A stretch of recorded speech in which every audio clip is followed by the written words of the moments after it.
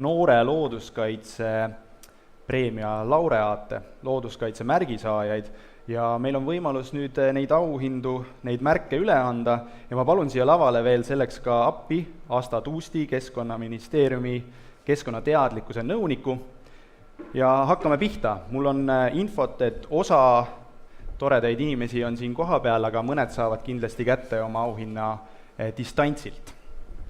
Nii, te võite vist ka siin, oleme vist õige koha peal küll. Ma igaks juhuks küsin kaamerate mõttes, kas me peaksime keskele liikuma või jääme siia serva. Tuleme natuke keskele. Sellised asjad on ka head, et kui lepime kokku, siis teeme õigesti. Nii, noore looduskaitsja märgiga tunnustatakse Marie Eike Rebane. Teeme ühe suure aplausi. Marie Eike on Vilsandi rahvuspargi noor looduskaitsja, kes on aktiivselt osalenud pea kõigil ettevõtmistel, Junior Ranger seminarid, laagrid, koristustalgud, matkaradade korrastamise talgud. Marie Eike oli abiliseks ka looduskaitse 110. konverentsil. Teeme Marie Eikele veel ühe suure aplausi.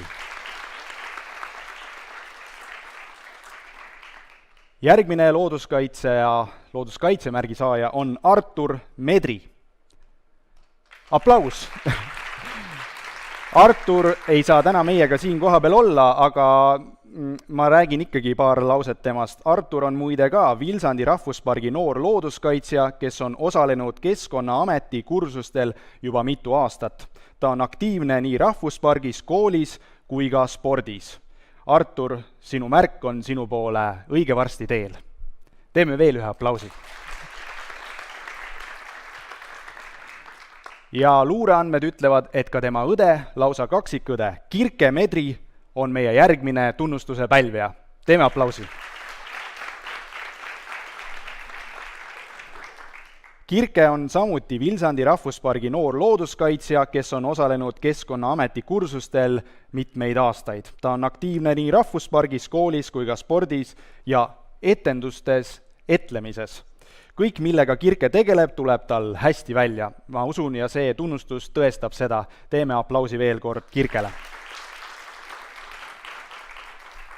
Ja Kirke saab samuti oma autasu kätte õige pea, see on tema poole teel. Martin Valvas. Martin on käinud Tartu loodusmaja huviringides alates 1. klassist. Ta on osalenud ornitoloogiaringis ja looduskunstis ringis ning hetkel arendab ta oma loodushuvi zooloogiaringi ja seiklusliku matkaringi vahendusel. Ta osaleb aktiivselt välipraktikumides, väljasõitudel ja matkadel. Teeme Martinile veel ühe toreda aplausi. Aitäh sulle!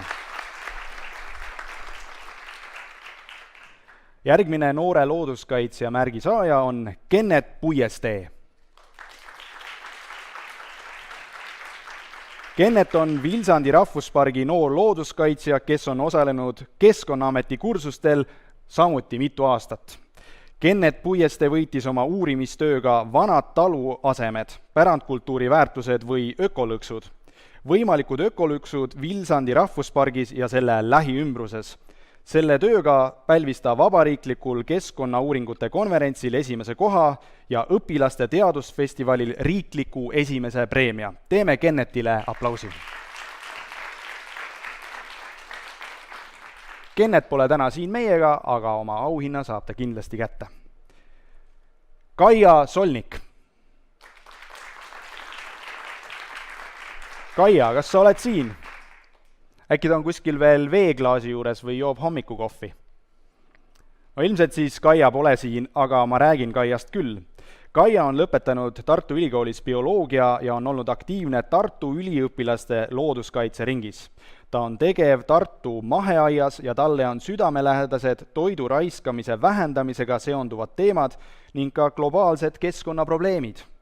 Kaia saab kindlasti oma tunnustuse kätte, meie teeme talle aga veel ühe aplausi. Aitäh!